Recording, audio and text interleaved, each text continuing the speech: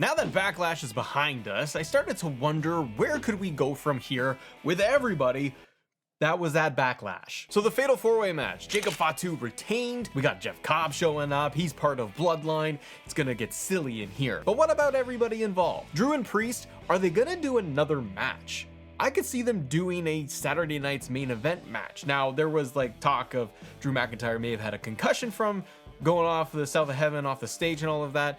I think they reported that it was okay, so just as long as everyone's healthy and good. I think that they could do one more match between Drew and Priest. After that, I kind of think that they're gonna be in Money in the Bank. What do you think? I don't want to see Drew in this perpetual zone of US Championship going after Damian Priest, who's in his way. I worry that they end up kind of forgetting about someone like Drew McIntyre, because I want to see big things from Mr. Drew.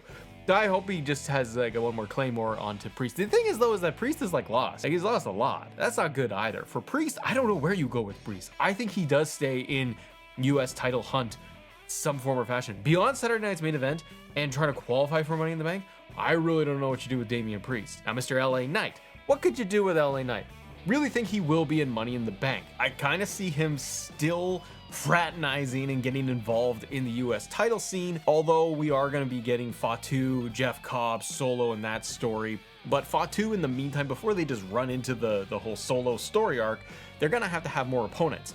Are they going to do another US title match between LA Knight and Jacob Fatu? I certainly hope not, but while the US title division is one of the more exciting things that I enjoy on SmackDown specifically, I don't know where you go with all of these participants, because while they've built this thing really well, they got to do something else. Now maybe, for fun, just for fun, LA Knight versus Aleister Black.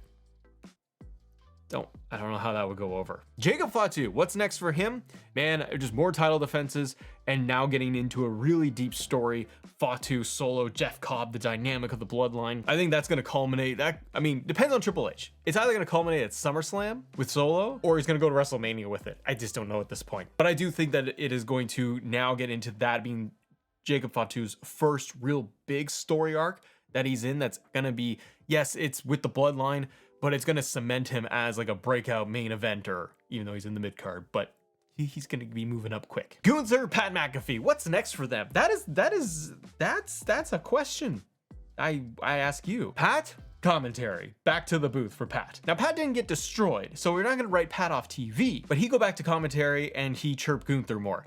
Gunther, I'm trying to think of what the heck you do with Gunther. Gunther had the IC title run. He's had the world title run. I'm starting to feel like Gunther needs a change of scenery. I really like Gunther, but who else is he gonna go out and decimate anymore? No one really makes sense. Is he gonna go over to SmackDown? See, I'd like a draft to take place pretty soon. I don't know when they could slot this thing in, because every other week there's like a PLE or an event. At some point, I feel like they need a draft. I kind of feel like Gunther could use a change to go over to SmackDown and maybe get into that US title scene and change it up over there. But what's next for him in the immediate future? I feel like Gunther needs to take time off. I still clutch my pearls and my about how it could be Goldberg and that being SummerSlam, because a lot of stuff that happened at Backlash, it didn't just all culminate and it's over. Like, they have some continuing story arcs and storylines coming out of Backlash. Goldberg, I could see, we don't need it. I mean, Gunther could go off and have Intercontinental title fights and take on, Dom Dom, but I don't think he's going to do that anymore. That's why I think they're positioning Gunther for, he did Pat, maybe time off, and then maybe it is going to be a Goldberg match. Lyra and Becky. Now, I love the technical aspect of this match. This was one of my more favorite things that happened at Backlash itself, was this entire match and sequence that they went down towards the end and the finish. It really did. It worked for me, brother. Where are we going to go with everybody? They could do another match with Lyra. It remains to be seen. I think they could have Becky even still pick up the Intercontinental Championship, but this match, I think, did a great job of trying to elevate Lyra because she won against Becky.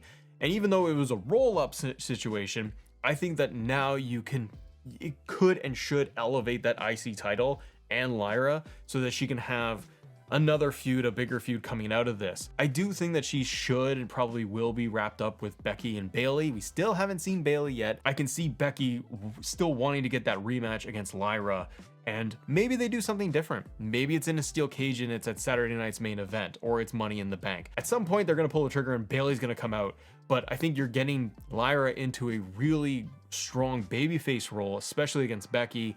They could run this back. This is only the first match, and they could do like a best of 3 series for the foreseeable future. I think that Becky and Bayley will probably be the SummerSlam match, and until then, I think all 3 keep mixing it up. And eventually, Lyra's got to go off and do some different stuff, but they got to build, that's the thing though, they got to build up other people, other contenders in the IC title area, and I don't know who you have. Penta, Dom Dom, El Grande Americano. Seems kind of obvious where they are gonna go, but nonetheless, still excited to see what's gonna happen. El Grande Americano versus Penta, that is happening. That could be a Worlds Collide. That could be a Money in the Bank match. Really enjoying El Grande Americano. One of my more favorite things, and I do eventually want to see him with some gold. The IC title would be fantastic. Him versus Penta, I love it. And you know what? They've been building this stuff with like Rey Mysterio. Rey Fenix got in there. Penta is now having the match. I think Penta needs to lose, kind of like Rey Fenix did. You got the brothers involved, and boom, you get some sort of tag team match coming up there down the road. Not in the near future. Again, is for SummerSlam, maybe it's a 2-night thing. It's a big weekend for SummerSlam. Dom, is he gonna pull the trigger? Are they gonna, WWE gonna pull the trigger on this Dom Finn Balor Judgment Day thing? I'm waiting for it. I really like Dom as IC champion. I don't want him to drop the belt. I love what he's doing on social, where he's like, I've been champion for 7 minutes and 20 minutes and all of this, and he's gonna continue counting his days. Liv Morgan will be back soon, apparently, according to reports. So the Judgment Day stuff is going to continue. I feel like they're going to just make their way through week after week and keep it going till Liv comes back. They got the tag titles, they got the IC title. They want to stay strong. Something is going to happen and trigger Finn Balor. He's going to get kicked out. They need a new member. But that seems to be the story. Until then, I think you get Dom just still mixing it up with El Grande, with Penta, with maybe Sheamus getting back in there.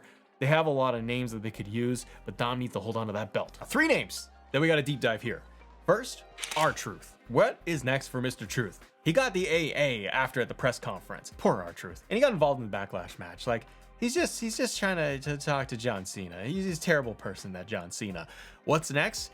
I'm gonna say that it's R-Truth. I think a lot of people are hoping and wanting to see Truth versus John Cena at Saturday night's main event. I think it's all but teed up to go in that direction, and I really hope they do deliver that. It will help with John Cena's heel character. But here's the thing too. Did you see I'm in Canada, so on Netflix, Backlash ended, and we didn't get what happened after that. Like, we had John Cena do the promo, and then it like faded to black. But then apparently, and I saw it online, there was this post bit that happened with John Cena where he almost broke down into tears and he was upset and he was feeling conflicted. Those characters starting to change, I think, and they talked about all of this stuff. So R-Truth could be a bit of a catalyst for John Cena slowly inching towards being a good guy again and realizing that this is not the way to do things. He still hit him with an attitude adjustment, but R-Truth is so beloved that people will boo Cena so hard, and R-Truth is like the embodiment of a child. So we could see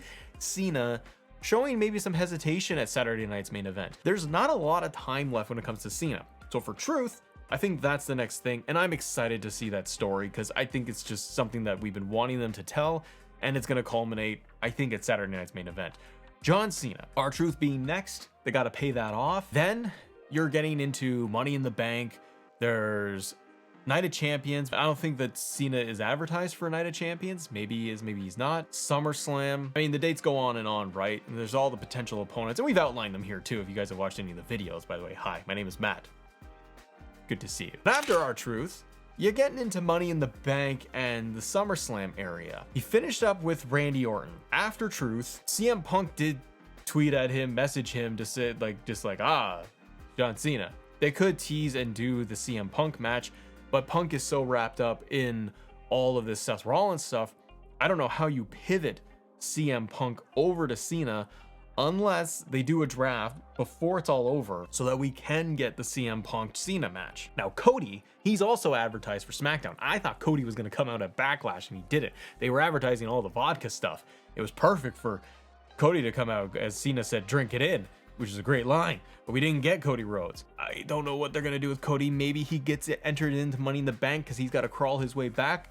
Maybe Cody wins Money in the Bank to then get to Cena. I don't know. I've said before, though, one of the things I can see them doing is like a tag team match, Travis Scott, Cena versus Cody and somebody. Maybe they want to do something like that. or they're gonna do the one-on-one match with Cena versus Cody part 2. The Orton match showed me that they can have fun. I like the Orton match, Backlash, way more than the WrestleMania match with Cody. I just thought that the Backlash match was just more entertaining. It was overbooked mess, absolutely. But there's no harm in having a little bit of fun here and there where it's just getting silly. Sometimes it's good to have a little silly. So R-Truth, then I feel like right now you're going back to the well. Oh yeah, there's Clash in Paris too. I do think you're going back with Cody right in there. I don't know if you can sneak in a CM Punk in between all of that. Otherwise, it's got he's got such few dates available, you can't burn them. And you want the story to make sense. An LA Knight match is on my list. A Punk match, Cody is in there, and maybe some sort of tag team match along the way. Now, what about Randy Orton? To me, Randy takes time off. He finished up this match. He didn't get destroyed where he has to be written off. He could totally show up next week, but I don't see Randy tends to do this where he'll have the match and then, he's bye-bye for a little while. Now that he has lost to John Cena, he hasn't captured that belt. I mean, he's not going to go down into US title scene and mixing it up with Bloodline. This is where I really do think a draft is kind of necessary for someone like Randy Orton to go over to Raw and do something else. Can you imagine even Randy fighting Dom for the IC title, just to change it up, or him getting involved in the world title. Randy with the World Heavyweight Championship. I know he had one match against Gunther as a one-off, but Randy with that world title would be cool too. I know they said it was like one last time, but you could still have Randy trying to mix it up with Cena, maybe getting involved with Cody. Maybe Cody and Randy spin off for a few months and they do that story arc while John Cena is still building and doing his whole main quest and main storyline. For me, it's hard to say what you would do with Randy Orton at this point, because he's just at legend status where you don't have him every single week, every month, and SmackDown is a little thin. Like, it's Randy and Cena and Cody at the top. Yeah, he can go mix it up with Jacob Fatu, but I don't need Randy back in the Bloodline story. I kind of think that we need Randy's next big chapter to maybe be against Cody Rhodes. I mean, the one match that I think they need to pay off, because they have teased this thing for many months now, Nick Aldis versus Randy Orton. How many RKOs has it been to Aldis? Now it's been 2 in recent memory, and then he did 1 months prior to Aldis. 3 RKOs in there, if not more. They gotta pay this thing off, and we all would love to see Nick Aldis just getting in that gear. So I'm gonna say that for right now, you get Orton off TV for a bit, and Nick Aldis is his main competition, where he gets fined, and because he took out all the producers and everything at Backlash. I think Aldis comes out and says, Randy, you're suspended, you're fined, all of this stuff, and it just drives Randy nuts, because it's like, well, it wasn't his fault, it's that nasty John Cena. So he goes after Aldis even more. That could be Money in the Bank, that could be SummerSlam, just to give Randy a really fun match to work with, and then he can go off and maybe do something with Cody. But what's next for all these people at Backlash for you? And hey, we mentioned SummerSlam. Cena could be there and doing a bunch of stuff. But you know what else is interesting about SummerSlam? The ticket prices are absolutely wild for those WWE packages. So we get silly in this one here, and we just lay into it about how all these packages affect our lives. Check this out, subscribe to the channel, have a great day. See ya.